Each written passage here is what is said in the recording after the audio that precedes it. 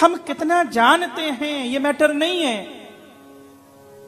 हम कितना जीवन में उतारते हैं, करते क्या है। हमारा कल्याण जाने हुए से नहीं होगा, हमारा कल्याण जीवन में जो उतरा है, जो जीवन में घटित हुआ है, वह कल्याण करने वाला है। जानता दुर्योधन भी है, शिशुपाल भी जानता है, सब जानते हैं। बड़ी बात यह है कि सबरी ज्यादा जानती नहीं है, पर सबरी का आचरण पवित्र है। इसलिए मैं कई बार यह भी बोलता हूं कि इंफॉर्मेशन को कभी ज्ञान मत समझ लेना। बड़ी बड़ी किताबें आपने पढ़ रखी होंगी, बड़ा बड़ा बोध होगा, आप फिलोसोफर हो सकते हो, आप पीएचडी कर सकते हो, बड़े बड़े यूनिवर्सिटी में जाके व्याख्यान दे सकते हो, वो इंफॉर्मेशन है, जानकारी है। आपकी बुद्धि ठीक है, आपको स्मरण है। बोलना भी धर्म नहीं हो सकता। धर्म वही है जो किया गया है, धर्म वही है जो घटित हुआ है, धर्म वही है जो संपादित हुआ है। जानना धर्म नहीं है, मैं यह निवेदन कर रहा हूं, मानना धर्म है।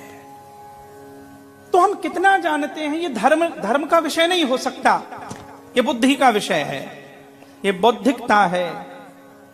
मानते कितना है। और ध्यान रखना, जाना हुआ नहीं, माना हुआ ही काम आता है। इसलिए भगवत गीता के 3 अध्याय के 21वें श्लोक में भगवान ने कहा, यद्यद आचरति श्रेष्ठस्तत्व देवे तरोजनः स यत्र प्रमाणम कुरुते लोकस्तदनु वर्तते।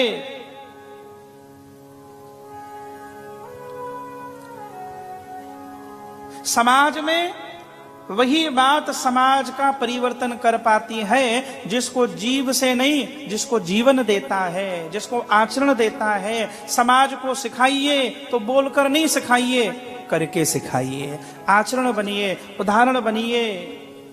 कोई आइडियल नजर नहीं आ रहा तो आइडियल बन जाइए, एक लंबी लकीर खींचिए, श्रेष्ठ कर्म कीजिए।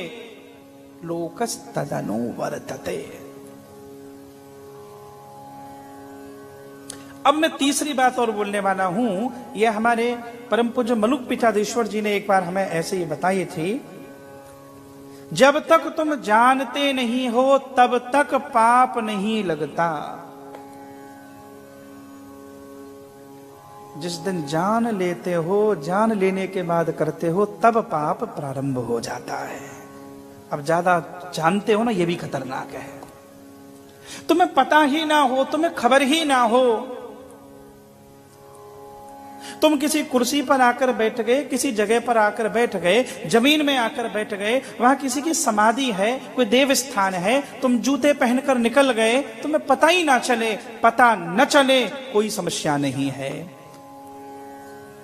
अज्ञान में हुआ, अविवेक में हुआ, भूल में हुआ, प्रमाद में हुआ, और कोई आकर तुम्हें बता दे यहां जूते पहन के ना निकलो, यहां समाधि है, यहां कोई देव सत्ता विराजमान है, यहां कोई पवित्र चेतना विराजमान है। जान लिया, सुन लिया, समझ लिया। अब जान लेने के, समझ लेने के बाद भी अगर किया जा रहा है, तब वह पाप कर्म कहलाता है। न जानने वाले को दोष नहीं लगता, जानने वाले को दोष लगता है।